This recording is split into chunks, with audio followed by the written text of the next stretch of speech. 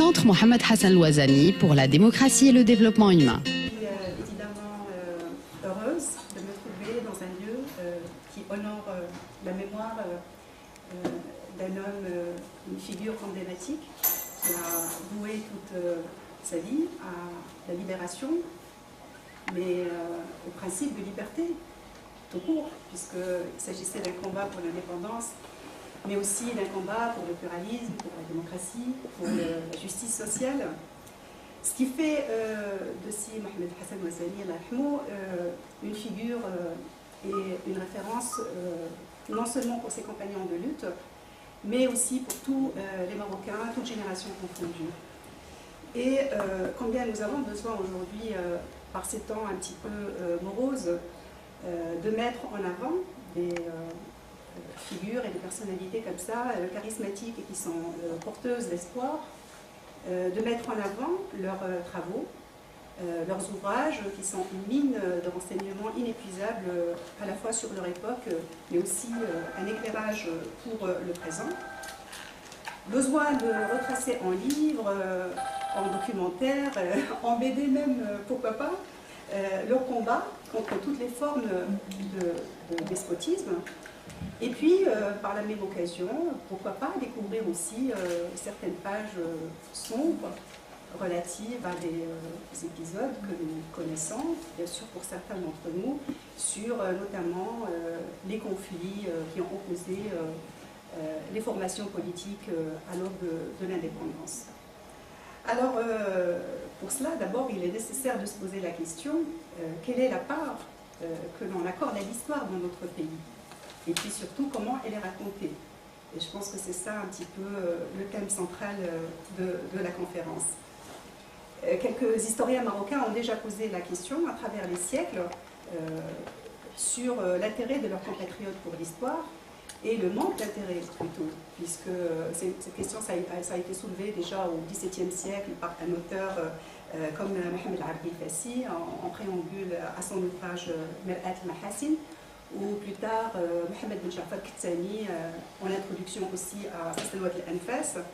Et pour démontrer l'utilité de cette histoire qu'on range dans la catégorie des sciences orthodoxes, ces chroniqueurs marocains, en majorité doublés d'historiens, enfin de théologiens, s'appuyaient sur des considérations bien sûr religieuses et ajoutaient à cela des arguments d'ordre patriotique ou d'ordre philosophique, en sortant très souvent cette fameuse allégorie de l'érudit et voyageur égyptien As-Suyuti du XVe siècle, selon laquelle celui qui ignore l'histoire est pareil à qui monte une bête aveugle et hésite à trouver son chemin. Alors il va sans dire que l'historiographie marocaine a été attachée très tôt à l'histoire du monde musulman, et en même temps à la formation du royaume du Maroc. Elle a produit en ce sens de nombreuses annales dynastiques et royales, mais aussi évidemment d'autres genres qui avaient le vent en poupe, notamment ces fameux dictionnaires biographiques qu'on appelle les Kutub Sarajim, des monographies de région, des relations de voyage, notamment Al-Hajj, parce que pendant tout ce périple, il y avait des rencontres insoupçonnées avec le monde du savoir, notamment, des ouvrages hagiographiques, des vies des saints, et qui sont aussi des mines de renseignements sur l'histoire de notre pays. Et puis par ailleurs, progressivement, va s'opérer une perception de l'histoire du Maroc qui va se faire de l'extérieur, sous forme d'abord de relations de voyage effectuées par des voyageurs étrangers, comme ça a été le cas notamment en 1535 pour le récit du père jésuite espagnol Diego de Torres au Maroc, ou encore, pour ne citer que lui, au XVIIIe siècle, l'ouvrage Les recherches historiques sur les morts et l'histoire de l'Empire du Maroc, publié par Louis de Chénier, qui était diplomate de Louis XVI. Et puis, avec l'avènement de l'ère coloniale et dans un contexte de bouleversement des structures traditionnelles, y compris l'enseignement, va commencer à s'opérer une fois une lecture de l'histoire un petit peu différente, qui se charge pour l'occasion de clichés orientalistes, teintés de lecture ethnographique qui est en phase avec les pouvoirs évidemment politico-militaires, Et cette historiographie coloniale est bien sûr très souvent fidèle au fameux principe de séparer pour mieux régner. Et en ce sens, elle se fait très souvent assez dichotomique, avec des oppositions systématiques qui sont effectuées entre, par exemple, les Arabes, les Berbères, les nomades, les sédentaires, les Juifs, les musulmans, la montagne, la plaine, Bled Sibab, Bled Mkhzen. Donc c'est toujours comme ça par opposition. Et donc, bien sûr, elle appuie parfaitement la mission civilisatrice coloniale, tout en servant tout de même rétrospectivement d'éclaireur et en donnant une mine d'informations inépuisables à ces indigènes, entre guillemets, en ayant étudié le Maroc antique et exotique avec ses tribus, avec ses awiyas, avec ses modes d'organisation. Mais les Marocains, bien sûr, pendant toute cette phase-là, sont transformés en objet d'étude et en informateurs, mais en aucun cas en destinataires. D'ailleurs, le pouvoir colonial a bien mesuré le rôle de l'enseignement et le rôle de l'histoire, et a privé les Marocains de l'enseignement de l'histoire. C'est ce qui explique d'ailleurs l'émergence d'une phase nationaliste qui s'est engagée dans une sorte de réappropriation de cette histoire-là et de décolonisation de l'histoire au moment de l'indépendance, avec des figures retentissantes comme celle de Germain Rièche, qui est natif de Bakel, ou de Siad Lalari. Alors, en plus de cette volonté de remettre en question l'historiographie coloniale et d'affirmer l'identité marocaine, est apparu par ailleurs, un petit peu plus tardivement, un intérêt très grandissant pour l'étude monographique,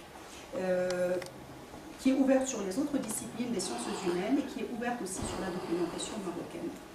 Et ma démarche se situe parfaitement dans cette logique d'intérêt pour l'histoire sociale, parce que très souvent on a accès justement sur cette histoire dynastique, sur l'histoire des grandes personnalités, mais on a un petit peu ignoré tous ces champs des forces sociales et culturelles, en essayant de me distancier de toute forme d'instrumentalisation, qu'elle soit nationale ou qu'elle soit étrangère, de toute manière. Alors pour illustrer les propos, je pense qu'il est beaucoup plus simple de remonter à travers l'histoire, depuis les origines, pourquoi pas, jusqu'à l'orée du XXe siècle, où s'arrête mon champ d'investigation, et puis faire les différentes remarques qui s'imposent. Alors on va commencer par la première période, qui est la période ampé-islamique. Et là, la première remarque évidente, c'est que c'est une partie qui est sous-représentée, à la fois dans les manuels scolaires, et même dans un certain nombre d'ouvrages où on va l'aborder sous l'angle parfois de l'archéologie ou de...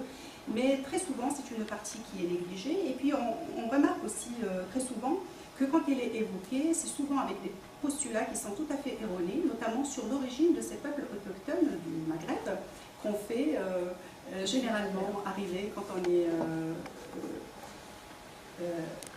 disons, imbu, riche de culture arabe, d'une origine sémitique orientale. Donc toujours ces berbères, ils seraient venus d'Orient. Ce qui minimise d'abord cet ancrage au continent africain, en faisant du Sahara une sorte de barrière infranchissable, sachant que nous savons, et ça c'est des preuves scientifiques formelles, qu'à un moment de la préhistoire, le Sahara était boisé et qu'il y avait des échanges phénoménaux entre le nord et le sud. Et puis de toute manière, ces échanges ont été perpétués, même en période de désertification. Et nous allons jeter un coup d'œil sur toutes ces tribus qui sont remontées du fin fond du Sahara, même de puissantes dynasties comme les Almoravides par exemple, qui sont venus des rives du fleuve Sénégal. Alors, d'un autre côté, ça laisse aussi le champ à des théories totalement biaisées sur l'origine de ce peuple, sur lequel on se pose toujours des questions. D'où viennent les Berbères? On ne se pose pas des questions pour d'autres peuples, mais particulièrement pour les Berbères, alors que les données de l'archéologie, de la paléontologie, de la linguistique démontrent que la berbérité est attachée à ce sol au moins depuis 11 000 ans. Et après, il y a d'autres études évidemment effectuées dans le sens de la génétique et puis d'autres disciplines.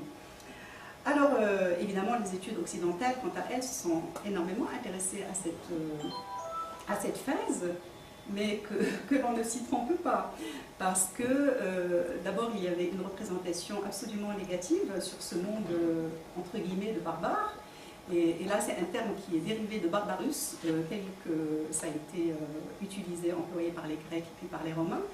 avec évidemment une connotation péjorative de barbare, évidemment, comme nous le savons, de sauvage, mais de celui qui est étranger, situé à l'extérieur des limes de l'Empire et dont on ne comprend pas la langue, et qui a donné le mot berbère, et puis que les Arabes ont trouvé, ils l'ont remplacé par le berbère. Et c'est pour cela d'ailleurs qu'il y a une certaine forme de blocage par rapport à cette appellation, à laquelle on préfère en général amazigh, même si elle est employée très souvent juste par le poids de l'usage et sans absolument aucune connotation négative. Et puis, en plus donc, de cet aspect négatif sur ce monde de barbares, entre guillemets, nous retrouvons aussi les mêmes projets assimilationnistes. Alors que les Orientaux ou des autochtones arabisés, voilà, et qui font toujours venir le peuple berbère d'ailleurs. Dans le cas des Européens, on va développer des thèses ethnocentristes qui persistent à les faire venir ou de Grèce, ou à les apparenter aux Celtes, aux Ligures, même aux Atlantes. Mais quoi qu'il en soit, ça reste toujours une origine européenne, aryenne à l'époque, puisqu'on était dans des considérations raciales. Mais ceci dit, des Européens de seconde zone, qui sont cantonnés à un rôle passif dans la réception d'autres cultures, notamment la culture phénicienne. Nous savons que les Phéniciens sont venus des côtes du Liban actuel, et puis ils ont développé une très riche civilisation. D'ailleurs, c'était le cas pour tout le Maghreb, mais aussi pour une bonne partie de la Méditerranée, qui ont connu un parcours similaire. Mais cette civilisation a aussi produit une hybridation locale, dans le sens où, avec la fondation de Carthage, il y a cette civilisation carthaginoise qui a vu le jour, dite punique, et qui est née de la fusion entre l'élément phénicien oriental et l'élément qu'on appelait libyque, qui est l'ancêtre du berbère. Et cette civilisation, bien sûr, enrichie à la fois de l'apport de la culture africaine, de la culture hellénistique, de la culture punique, va évidemment développer des royaumes, bien avant l'avènement de l'islam. Et ce sont des royaumes qui ont été impliqués très activement dans les événements capitaux qui ont marqué la Méditerranée, loin de l'image souvent véhiculée sur ces peuples justement qu'on exclut de la civilisation, ou alors dans le déni le plus total, puisque carrément on décide de les appeler comme si cette partie de l'histoire n'avait jamais existé. On a vu ainsi le rôle des Maghrébins, par exemple, dans les guerres puniques. Ces guerres puniques, ce sont des guerres qui ont duré un siècle, sous forme de 3 grandes guerres qui ont opposé les 2 puissances régionales de l'époque, qui étaient Rome et Carthage, et dans lesquelles les Berbères ont joué un rôle fondamental dans toutes les étapes du conflit, que ce soit en tant que force géostratégique et politique, ou alors sur le plan strictement militaire, dans le cadre de leur maîtrise parfaite de la chevalerie de guerre et leur habit de cavalerie qui est très souvent répété par les historiens de l'Antiquité. Et puis des peuples dont on ne souligne pas assez l'influence qu'ils ont exercée sur le monde étranger, notamment le monde grec. Il est très habituel d'étudier le sens inverse, mais il est intéressant aussi de voir quel a été l'apport d'un peuple comme celui de nos ancêtres sur d'autres civilisations, pour justement sortir de cette vision un peu ethnocentriste et un peu fragmentaire de l'histoire. C'est pas pour se valoriser, mais c'est juste pour dire que les échanges se faisaient forcément dans les deux sens. Et là, je vais rester peut-être dans le registre mythologique qui est le plus voilà, passionnant. Et nous savons par exemple qu'il y a des figures comme Poséidon, comme Athéna. Ce sont des personnages qui sont directement issus de la culture nord-africaine, berbère. Et ça, c'est de grands historiens de l'Antiquité qui le disent. Par exemple, Hérodote, voilà, il retrace un petit peu l'histoire de Athéna. Et puis, il y a un tas de choses comme ça à raconter sur les légendes d'Anté, Hercule, etc. C'est absolument passionnant et c'est tous ces personnages-là qui viennent du Maghreb. Et puis, sur un autre plan, autre que la mythologie, Hérodote, par exemple, nous dit que vous savez, ces fameuses tenues que portent jusqu'à nos jours encore les femmes amazières, par exemple, dans le Souss, ces espèces de tenues très longues qui sont tenues par des fibules, ben, ces tenues-là, et Hérodote il disait justement que les Grecs, elles ont pris cette tenue, cette égide des Libyennes, Par la même occasion, il parle aussi d'un emprunt qui a été fait, que les Grecs, ils ont appris des Berbères leur façon d'atteler 4 chevaux à leur char. Et voilà, donc des différents emprunts comme ça, de différentes natures qu'il est intéressant d'explorer. Et dans le même ordre d'idées, on évoque pas du tout à la culture latine, romaine, qui va survenir plus tard, elle va avoir un poids très important dans la région. Alors autant il paraît absolument naturel de parler de civilisation ibéro-romaine ou gallo-romaine, autant cela ferait sursauter quelques-uns qu'on fasse une association entre l'élément libyque qui est ancêtre de la Masire et la culture romaine dans le cadre d'une civilisation enrichie de différents apports. Alors pourtant, le concept de romanisation n'est absolument pas du tout étranger au peuple amazigh, qui ont connu finalement le même processus historique que les Celtes, que les Sardes, que les Maltais, que les Siciliens, que les Gaulois. Voilà, dans le cadre de ces échanges, et d'ailleurs ont connu aussi des apports civilisationnels de tous ces peuples qui sont arrivés, les Phéniciens, les Romains, des envahisseurs barbares, et puis voilà, donc finalement c'est une culture assez commune. Et ce que nous ne savons pas, et aussi peu, c'est que le latin, en tant que langue, a été, en Afrique du Nord, la langue de la rhétorique, la langue de la philosophie, la langue du droit, de la littérature, et elle a donné plusieurs illustres représentants qui sont d'origine berbère, qu'on retrouve dans les dictionnaires biographiques décrits comme romains, mais alors qu'ils sont dans leur africanité est incontestée. C'est comme si moi, un jour, je me retrouve dans un dictionnaire en tant que française parce que j'écris en français, c'est totalement aberrant. Il y a plusieurs exemples que je cite dans le livre, mais ici on va se contenter de quelques noms, comme le rhéteur et historien Lucius Florus, il y a le sénateur et consul Fronton de Cirta, l'écrivain et enseignant de rhétorique Arnobe, il y a le philosophe et brillant esprit universel qui est Apulée, qui est auteur de plusieurs ouvrages, dont un roman qui s'appelle Apulée, et qui est appelé aussi Landor, les Métamorphoses, pardon, qui s'appelle Landor ou Métamorphoses, et qui est considéré comme le plus grand roman de langue latine, écrit par un auteur berbère. Le latin était aussi, et ça c'est assez étonnant à découvrir, la langue religieuse du christianisme africain, alors que paradoxalement, l'Église romaine, quant à elle, était attachée au grec, qui est demeuré sa langue officielle et liturgique jusqu'au IIIe siècle. Et c'est pour ça que nous avons une liste impressionnante de personnalités berbères chrétiennes qui ont fait une production phénoménale dans différents registres. Il y a des noms absolument connus, bien sûr par les connaisseurs, Tertullien, Saint-Cyprien, ou encore le fameux Saint-Augustin, l'évêque Tipon, actuel à Innaba. Voilà, et dont l'influence sur les dogmes en Occident a été fondamentale, avec des influences sur les conceptions et les doctrines métaphysiques de Descartes, de Malebranche, de Leibniz, etc., jusqu'à encore tout récemment. Alors, que dire de ces 3 papes berbères qui ont été donnés à la chrétienté? Voilà, et là encore, c'est une réalité qu'on n'évoque pas, d'ailleurs je ne comprends pas pourquoi. Je cite leurs noms, Victor Ier, Saint Miltiade et Saint Gélas. Et là, nous arrivons à la question du monothéisme au Maghreb avant l'avènement de l'islam. Sans oublier bien sûr les croyances dualistes venues de Perse, comme le manichéisme par exemple, dont on parle aussi très très peu. Pourtant, il a eu des sortes et des attaches extrêmement puissantes au Maghreb.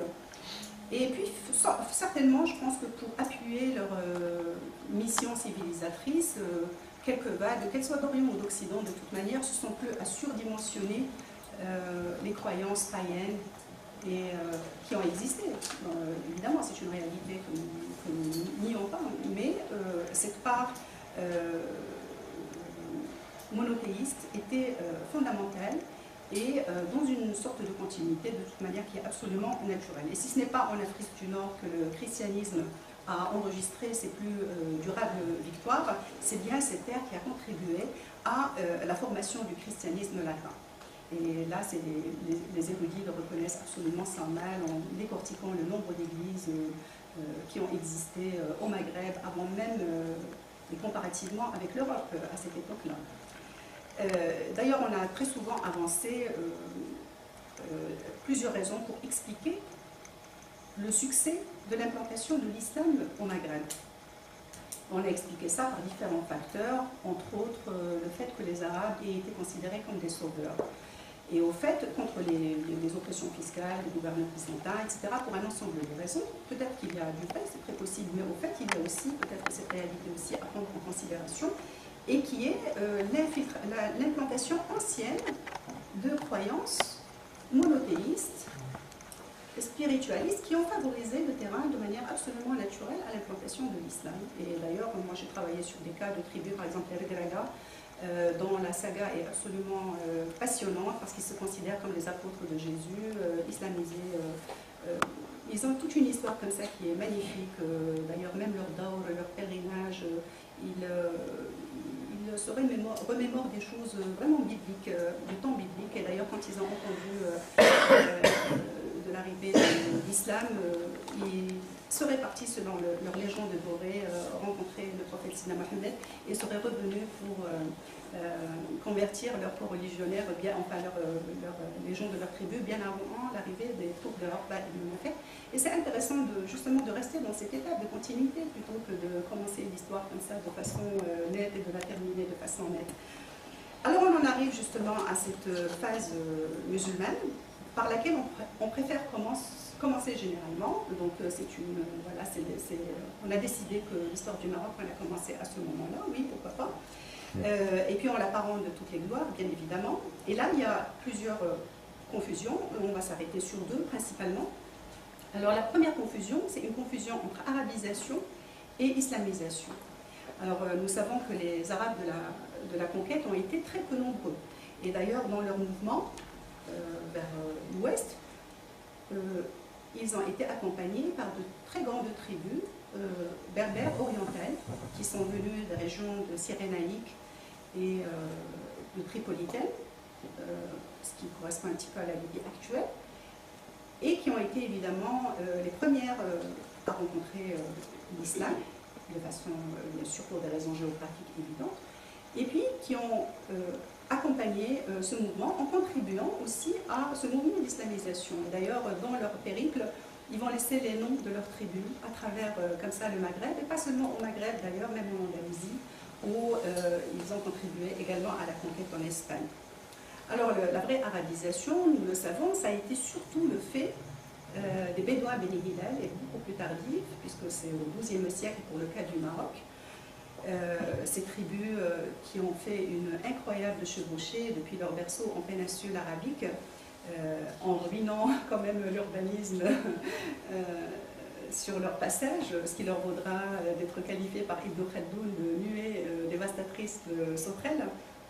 Alors pour juste récapituler, pour les présenter, donc les Beni Hillel, c'est un terme générique pour désigner un nombre incroyable de tribus.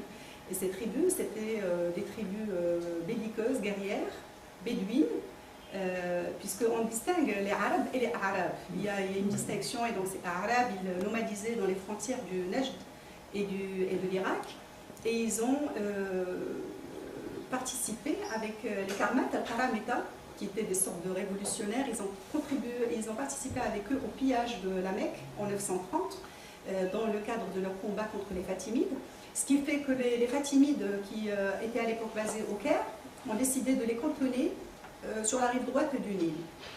Et puis, ces Fatimides, un petit peu plus tard, pour châtier un gouverneur berbère d'Ifriqiya, qui a commencé à montrer des signes d'insubordination, ils ont, le calife du Caire, Al-Mustansir, le calife fatimide, a décidé de faire d'une pierre deux coups, à la fois se débarrasser de ces trublions qui étaient cantonnés à ses frontières, et puis en même temps envoyer ces tribus ravager et punir sur place voilà, les velléités d'indépendance de son gouverneur. Et c'est ainsi que ces tribus ont commencé une monumentale marche vers l'ouest, qu'ils appellent dans le récit épique Tsariba. Et Tsariba, c'est un joli nom parce qu'en plus il a une double conception, parce que Tsariba, c'est marche vers l'ouest, vers le Rab, Et en même temps, il y a cette notion d'exil et on le retrouve dans leurs contes, dans leurs chants, donc voilà, dans tout le récit épique à travers le Maghreb, mais aussi en Égypte et dans d'autres régions en Orient, parce que leur saga est absolument phénoménale. Et alors ces tribus bédouines, elles vont se retrouver en Ifriqiya vers le XIe siècle. Elles vont nouer en Ifriqiya, donc ça correspond un petit peu à l'actuelle Tunisie. Et puis, elles vont être déportées au XIIe siècle sur les côtes atlantiques. Et avant cela, elles vont elles-mêmes avoir des conflits avec des tribus sœurs, nouer des alliances avec les Berbères, lesquels Berbères, des fois, eux-mêmes étaient en conflit avec des tribus. Je donne beaucoup d'exemples parce que là, je ne veux pas alourdir le récit. Et c'est juste pour dire au fait que les alliances n'avaient pas de caractère ethnique. Même les conflits n'avaient pas ce caractère ethnique. Les relations se faisaient pour des raisons politiques, pour des raisons économiques, mais on est loin de cette opposition systématique qu'on veut faire entre les Arabes, justement, envahisseurs et les Berbères autochtones. Les choses sont beaucoup plus nuancées que cela. D'ailleurs, on le voit avec la déportation des Beni Hillel par les Almohades, qui sont bien sûr des Berbères issus des montagnes du Haut-Atlas, qui les ont déportés sur les côtes atlantiques, notamment dans la région de Doukala, où vivaient des tribus berbères, mais qui étaient opposées au règne des Almohades. Et alors pour les châtier, pareil, on a déporté ces tribus berbères et on a mis à leur place les Bédouins Beni Hillel. Deuxième confusion, c'est celle qui existe entre le message de l'islam en lui-même, avec les valeurs qu'il porte, et ce qu'on en a fait. D'accord? Parce que là, il y a quand même beaucoup de tabous à aborder cette question. Il est de bon ton de présenter la conquête musulmane comme un long fleuve tranquille, voilà, et puis de suggérer que les dissidences étaient un peu éphémères et sporadiques. Ou alors, des fois, on parle des Berbères à Tsaddo, je ne sais pas combien de fois, 30 fois, et on fait comme s'il y avait une espèce de, je m'excuse du terme, mais comme un refus congénital de la civilisation, de la religion, alors que les choses sont autrement plus complexes. Et puis, il faut dire finalement les choses par leur nom. Les productions, par exemple, sur un Uqba ibn Nafi' qui est conquérant du Maghreb, sont évidemment beaucoup plus élogieuses et plus abondantes qu'une production sur Qusayla, qui était un chef de tribu berbère, qui s'est montré plus tard un farouche résistant à la conquête après avoir été islamisé. Il a commencé par se convertir à l'islam, mais après avoir reçu une politique d'humiliation publique, il a abjuré et il a rejoint le rang des Byzantins. Parce qu'il faut le dire sans détour, les Arabes n'ont pas du tout résisté au poids des structures féodales absolument inégalitaires. Voilà, et donc ils les ont importés sur place en pratiquant une politique népotique en faveur de leur clan. En exerçant une politique d'humiliation publique envers les Berbères, envers des chefs. Parfois, c'est très humiliant, un grand chef de tribu qui se retrouve, qui est islamisé, hein, je ne parle même pas, je sais des gens qui se sont convertis à l'islam et qui ont subi une grande politique d'humiliation, qui ont été transformés en vulgaires vassaux, soumis à l'impôt de capitation et dont on a fait de la terre, tout simplement, une terre d'esclaves et de butins.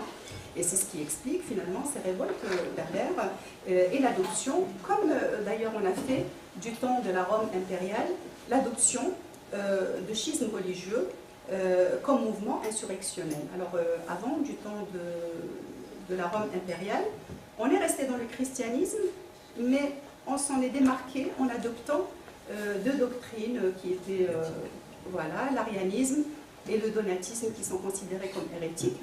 Et bien, dans le cadre de l'islam, c'est exactement la même chose. On reste dans l'islam, mais on a adopté une troisième branche de l'islam, à côté du sunnisme et du chiisme, il y a le kharijisme. Et donc les Berbères ont eu un engouement extraordinaire pour ce mouvement qui était choisi pour son démocratisme. Voilà, et pour son rigorisme. D'ailleurs, il y a un auteur occidental qui dit que c'est une sorte de calvinisme de l'islam qui a trouvé au Maghreb sa nouvelle Écosse.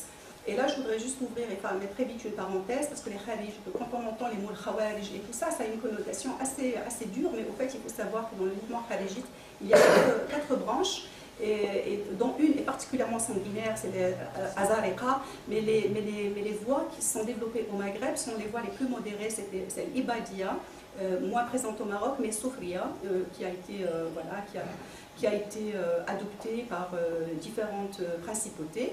Et justement, on a vu l'émergence au Maroc de toutes ces principautés dont on parle très peu. On en parle vraiment pas du tout. Des fois, dans des ouvrages, on a zappé une grande partie comme ça de l'histoire du Maroc, les manuels. Parmi ces principautés, il y a la principauté des Beni Midrar, Kharijites, qui sont fondateurs dans le Tafilalt de la mythique Sigil Massa, 32 ans avant la fondation, avant l'arrivée de Boulay Idriss, et qui va gouverner en totale indépendance par rapport au califat d'Orient et qui va durer tout de même quelque chose comme 2 siècles, ce qui n'est pas rien. C'est le cas aussi pour les Barbuata qui vont régner sur un large territoire qui est limité selon les époques, mais en général on préfère le limiter entre les 2 fleuves frontières, Oumarbia et Bourgrek, mais qui allaient parfois jusqu'au Tinzif. Et dans l'ancêtre était Tarif ibn Malik. Et ce Tarif ibn Malik était un grand chef qui avait participé à l'expédition envoyée en Espagne avant la conquête officielle par Tariq ibn Ziyad, c'était en 710, quelques mois avant, ou peut-être une année, pour une mission de reconnaissance en Espagne. Il a posé les pieds à Tarifa qui porte son nom. Voilà. Et ce chef de tribu, il a fait partie plus tard d'une délégation de 40 personnes, avec à leur tête le fameux Maïsera, le Madrari ou le Mdagri, selon le nom, selon la prononciation, que les sources arabes décrivent comme Al-Haqir, le vide, le méprisable. Et au fait, ces gens-là sont partis tout simplement pour présenter les doléances et les plaintes des Berbères au calife de Damas. Mais une fois arrivés sur place, ils ont attendu un temps fou, ils n'ont pas été reçus comme il se devait, et puis ils ont tout simplement compris qu'il ne s'agissait pas là tout simplement du zèle de certains gouverneurs, mais carrément d'une politique d'État, et c'est là où ils sont rentrés, et c'est là que le vrai mouvement de révolte a commencé, avec des guerres effroyables qui se sont soldées d'ailleurs par de grandes pertes du côté arabe, et qui ont dû venir vraiment en renfort pour essayer de mater les populations, et puis de calmer le mouvement de révolte. Et donc ce Tarif, il s'est installé dans ce territoire, qui est la Chaouia actuelle, mais qui avant portait le nom de Tensna. Et ses enfants, ses descendants ont développé par la suite une des croyances un peu originales, en tout cas telles que décrites dans les sources, matinée un peu de chiisme, de kharijisme, de judaïsme, de paganisme local. Ils ont même apparemment écrit un Coran en langue berbère avec des chapitres un peu bizarres, mais après on se demande quelle est la part de la réalité, quelle est la part de la fable. Est-ce qu'il ne s'agit pas juste d'une caricature envers une principauté dissidente? Des recherches restent encore à effectuer. D'ailleurs, toutes les dynasties et les principautés leur ont livré la guerre, les Idrissides, les Almoravides. D'ailleurs, le chef almoravide, le chef spirituel des Almoravides, Abdullah bin Yassine, a trouvé la mort au combat contre les Barrouata. Il a trouvé la mort près de Oued Kharifla, dans le pays Zahir, où d'ailleurs son sanctuaire apparemment est toujours connu. Et puis, ils n'ont été éradiqués finalement définitivement que par les Almohades au terme d'un grand nombre de destructions, y compris de leur principale ville médiévale à l'époque, qui était très florissante et qui commerçait avec le monde méditerranéen. Je cite par exemple Fedala, qui est l'actuel Mohammedia, ou évidemment Anfa d'Al-Beda, qui a connu un nombre incroyable de ravages pendant cette époque-là de guerre contre la principauté des Barrouata. Alors vous le savez très bien, l'histoire du Maroc, même si on la commence par l'islam, on a décidé quand même de la commencer à une date qu'on a choisie comme ça, peut-être pas pour une raison si arbitraire que cela, mais en tout cas ils doivent avoir leur raison. Et on a décidé de la commencer avec la dynastie idrisside, en attribuant à Idriss Ier la fondation du premier État du Maroc musulman. Mais alors, on se pose une question simple, c'est que fait-on par exemple d'un royaume comme le royaume de Lecourt, qui a existé dans le Rif 79 ans plus tôt, qui était d'obédience sunnite malikite, et qui était d'ailleurs combattu pour cette même raison par les chiites Ktama. Et là c'est passionnant parce qu'on rentre encore dans un autre volet de ces dissidences à la fois religieuses et politiques. Et très peu de personnes le savent, mais cette puissante dynastie fatimide qui a fondé près du Caire la ville de Qahira, la victorieuse, la ville du Caire, et ben leur élan est parti de chez les tribus berbères du Maghreb, particulièrement en Petite Kabylie, chez les Ktama. Et ces mêmes Ktama, bien sûr, ont des ramifications très importantes parce que je me permets de faire juste une petite parenthèse. Vous savez, j'ai voulu vous reprendre tout à l'heure sur le titre, et c'est pour ça que je mets dans le titre notre histoire et pas le Maroc, c'est-à-dire chronique insolite de notre histoire. Et cette histoire, c'est dans le sens justement de cette interconnexion entre les différents peuples, à la fois du Maghreb et puis du reste de la Méditerranée.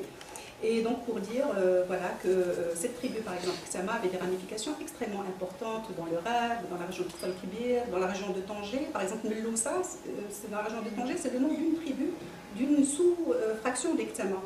Et puis le nom, bien sûr, le fameux nom Ksama dans le Rif que nous connaissons tous. Et puis donc ces tribus berbères ont porté la dynastie fatimide, qui était basée d'abord en Ifriqiya, et puis par la suite a déplacé sa capitale au Caire.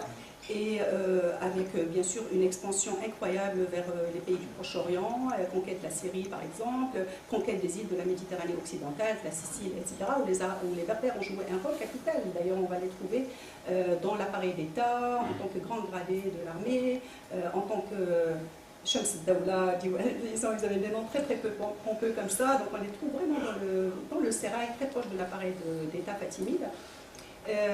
Avec aussi des noms qu'ils ont laissés aux portes de la ville du Caire, et aussi, vous savez tous qu'il existe des Harat al-Maghariba en Palestine, etc. D'ailleurs, très souvent, les Marocains, par une espèce de, avouons-le quand même, une sorte de chauvinisme, on dit Harat al-Maghariba, c'est le quartier des Marocains. Non, c'est Harat al-Maghariba, c'est les Maghrébins, et ça date de ces époques-là où toutes ces tribus berbères ont été extrêmement, avaient un rôle capital auprès des Fatimides qu'ils ont portés au pouvoir. Alors l'occasion, puisque beaucoup de chantiers sont ouverts au niveau de la réflexion, l'occasion aussi de se demander, puisqu'on parlait du chiisme, quelle était l'obédience des premiers idrissides, par exemple, qui ont été proclamés imams par des autochtones qui étaient islamisés avant leur arrivée, malgré la fable de Idriss Ier, islamisateur des tribus arabes, comment un monsieur qui est arrivé seul ou avec un affranchi a pu convertir toutes ces tribus qui étaient quand même, par exemple, pour ne parler que du chef de la puissante tribu des Awraba, qui s'appelle Ishaq bin Mohammed bin Abdelhamid al-Awrabi. Il était musulman au moins depuis 3 générations, comme le laisse entendre son patronyme, et puis les sources très qualifiées attestent qu'il était adepte de l'école rationaliste des Mu'tazila. Et il y avait une sorte de concordance doctrinale avec cet arrivant de Ahlul Bayt, qui a été proclamé imam, et vous notez bien l'appellation de imam, et pas prince, pas sultan, pas...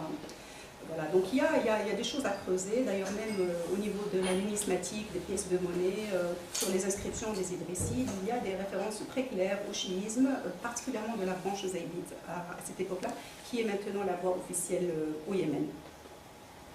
Alors il apparaît aussi par la même occasion, malgré les mythes glorifiant l'unification du royaume par les Idrissides, que leur autorité finalement était pas aussi en tout cas importante qu'on le laisse entendre dans les manuels et dans certains ouvrages.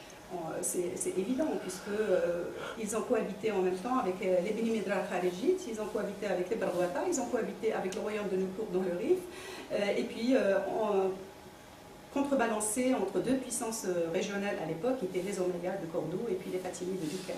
Donc il y a quand même quelque chose d'évident qui s'impose sur l'étendue de leur autorité spatiale, en tout cas, puisque l'étendue de leur baraka, elle, bien sûr, est illimitée à travers le Maghreb.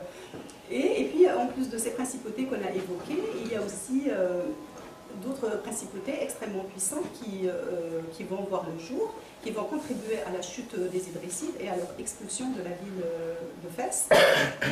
Ces principautés, pareillement, elles ne sont pas suffisamment mises en valeur dans les manuels, et on se demande bien pourquoi. C'est des tribus extrêmement puissantes qui sont venues de l'Est, mais certaines étaient anciennement implantées tout de même en extrême Occident. Il s'agit par exemple des Mknassa, et ils sont d'ailleurs très connus par les auteurs romains. Il leur donne plusieurs appellations, les Massélites, etc., et qui étaient très rebelles à l'époque de la puissance romaine. et qui sont les fondateurs de Meknès, qui leur doit son nom. Ils sont les fondateurs des villes de Gersif et de Taza, et ils vont contribuer, comme on a dit, à l'expulsion des Idrissides de la ville de Fès en la personne de leur puissant émir Moussa al-Afia, qui va pousser les Idrissides à se retrancher dans le fameux Nidal de Hajar al-Nasr avant d'en être encore délogés et de s'éparpiller à travers le Maroc. C'est le cas aussi parmi les autres tribus Znata très puissantes des Bni Ifren, qui vont être les princes de Tadla et de Salé, et qui vont d'ailleurs ils vont participer à la refondation, à la fondation médiévale de la ville de Salé. Et d'ailleurs, un des grands quartiers de la ville s'appelle toujours Hayz Nata. C'était 3 quartiers dans la ville, et ce quartier-là s'appelait Hayz Nata. Et puis, évidemment, parmi les autres principautés extrêmement importantes venues de l'Est, dont on ne parle pas, c'est les Maghrawa, qui sont fondateurs de plusieurs émirats au Maroc. Alors, il y a les Beni Khazroun, à Sijil Massa. Ils vont remplacer les Beni Midrar, ils vont les chasser, ils vont prendre leur place.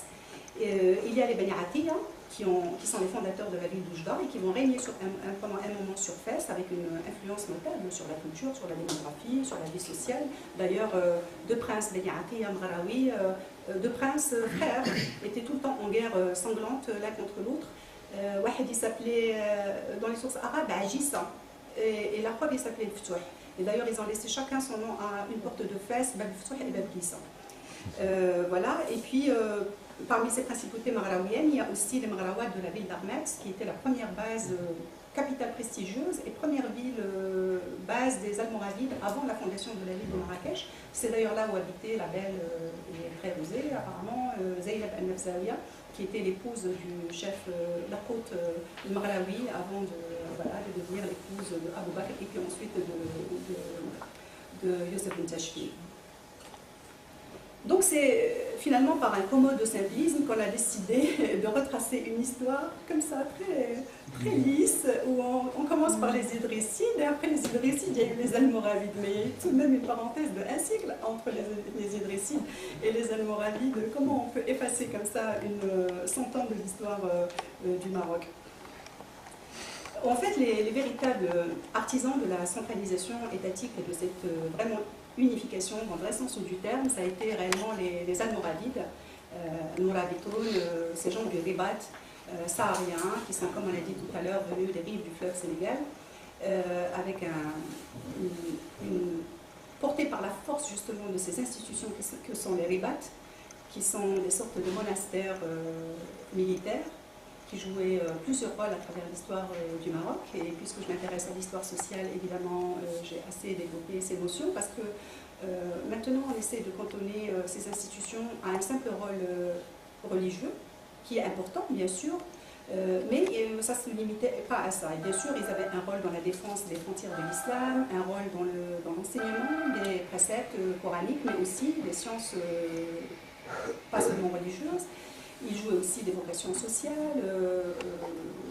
en tant qu'hospice, en tant que lieu d'asile, en tant qu'intercesseur entre le pouvoir et les tribus. Et malheureusement, on les cantonne comme ça à une dimension de charlatanisme, voire, si on n'adopte pas carrément des doctrines importées, et qui malheureusement gagnent du terrain, et qui, au nom de la pureté religieuse, seraient pratiquement ravis de pouvoir détruire ces lieux de mémoire dans le déni de la culture et de l'histoire et de leur apport à la culture maghrébine. Ces ribats ont été d'ailleurs à la base de l'émergence de la dynastie Almohad, qui est sortie de Tilmel, de ce fameux ribat de Tilmel, d'où est sorti pardon. Voilà. Et en même temps, ces ribats, ils ont été les ancêtres des Zaouïas, qui vont jouer plus tard un rôle très important dans l'histoire du Maroc, en poursuivant bien sûr la mission jouée par les ribats, et qui sont apparus dans un contexte très clair d'infiltration ibère à la suite de la Reconquista, qui a démarré en Afrique avec la prise de Sibta en 1415, marquant le point de départ de l'expansion coloniale avec de toute manière absolument sans complexe une idée manifeste de croisade. Et donc en réaction, évidemment, les Zaouïas ont assumé ce rôle de galvaniser les foules et de les pousser à la guerre sainte pour chasser les envahisseurs, parce qu'évidemment à cette époque-là, progressivement, toutes les côtes marocaines vont être occupées par les Espagnols, un peu plus sur la côte méditerranéenne, et les Portugais à travers l'Atlantique. Et au fait,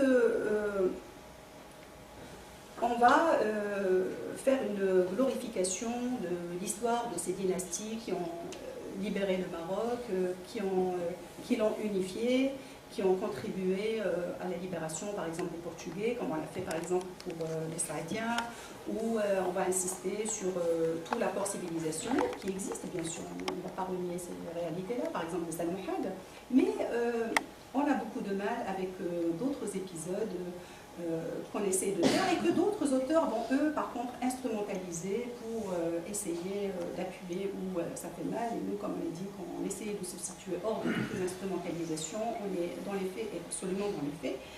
Et puis, il est naturel de revenir sur cette notion, par exemple, de violence doctrinale qui a caractérisé surtout le début du règne des Almohades, qui n'a pas épargné les gens du livre, mais qui n'a pas épargné non plus leurs propres co-religionnaires, particulièrement les Almoravides et leurs adeptes, avec une série de destructions effroyables de villes entières, de destruction des vestiges des Almoravides. C'est pour ça d'ailleurs qu'on a très peu de vestiges almoravides, même des mosquées, sous prétexte qu'elles n'étaient pas convenablement orientées vers la Qibla. On a aussi exercer des actes de torture absolument effarants contre beaucoup de personnes, mais par exemple des personnalités. Qadi Ayad, qui était Qadi de Sibta, et qui a été embroché, le corps transpercé de perches et jeté sans prière mortuaire. Voilà, donc c'est des réalités de l'histoire, mais bon, on a décidé de javeliser les mares de sang, et donc on passe comme ça, tout le monde est beau, tout le monde est gentil. Parmi ces choses aussi sur lesquelles on ne revient pas souvent, ce sont toutes ces luttes pour le pouvoir. Et là, c'est une constante à travers l'histoire. Je ne sais pas pour les autres pays du monde, parce que c'est vrai que, mais pour le cas de l'Afrique du Nord en tout cas, c'est absolument incroyable. D'ailleurs, même ces dynasties, ces principautés qui sont arrivées au nom du démocratisme et du rigorisme, elles n'ont pas pu succomber à la tentation du pouvoir avec des guerres fratricides et intestines et toutes les violences qui les caractérisent, bien sûr, en créant un climat d'anarchie et en favorisant toutes les infiltrations possibles et imaginables.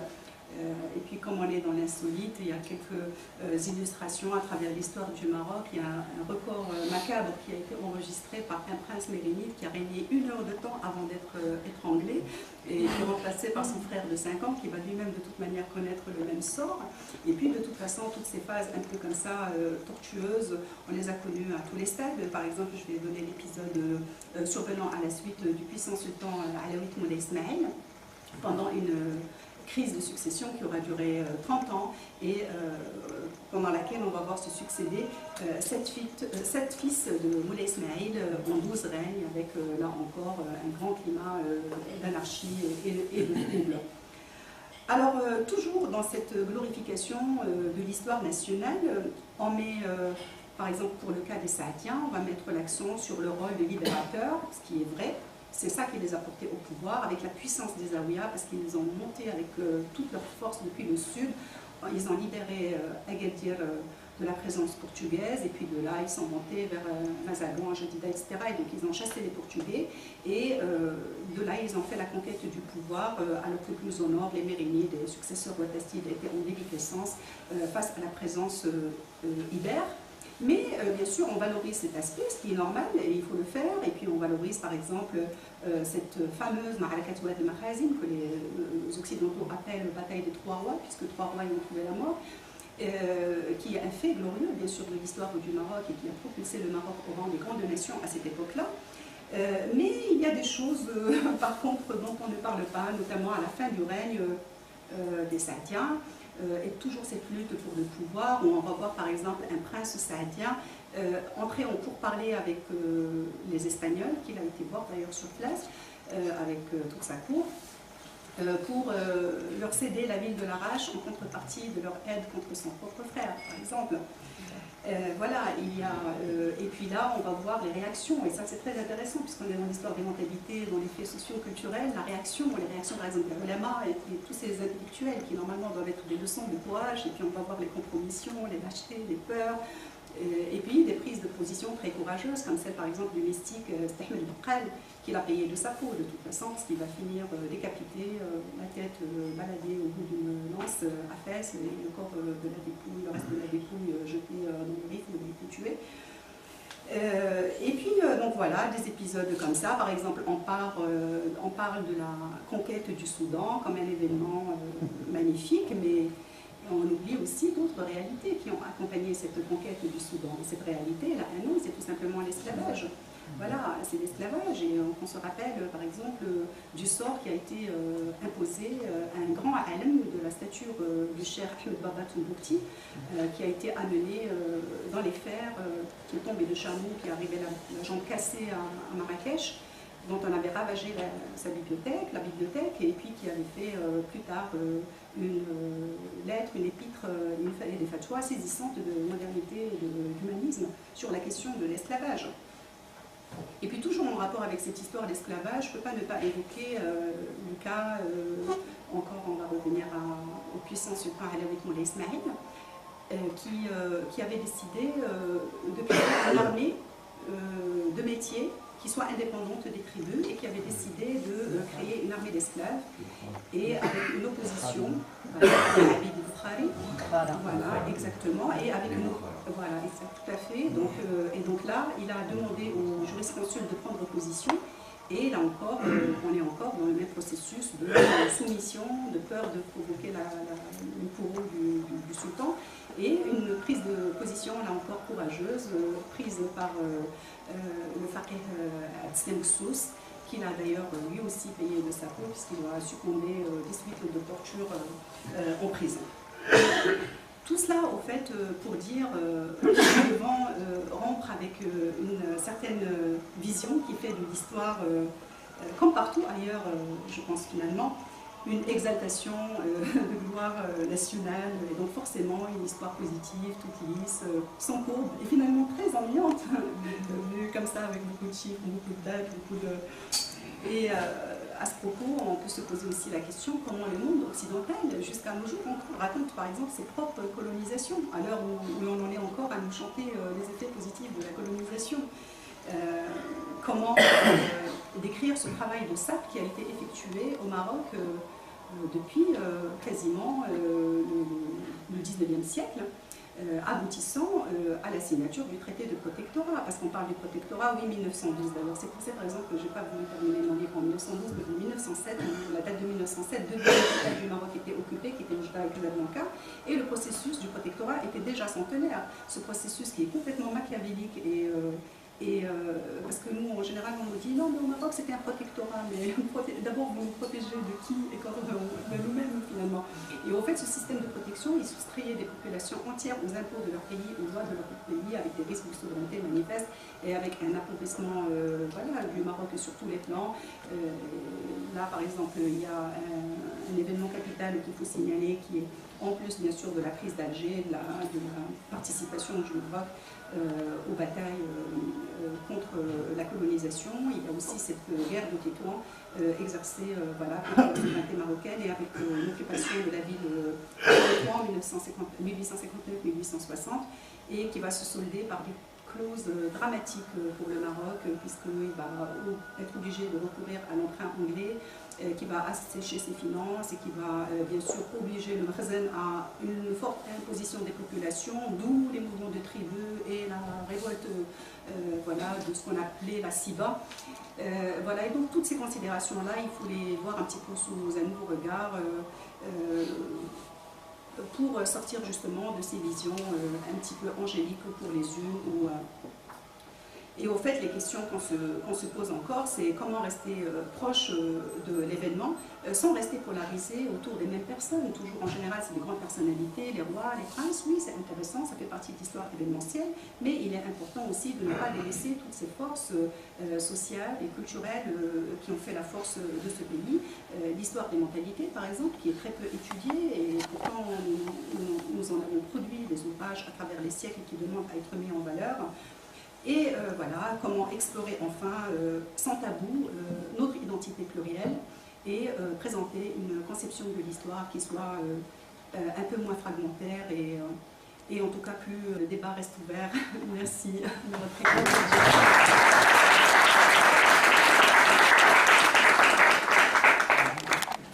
Merci infiniment. CMHO.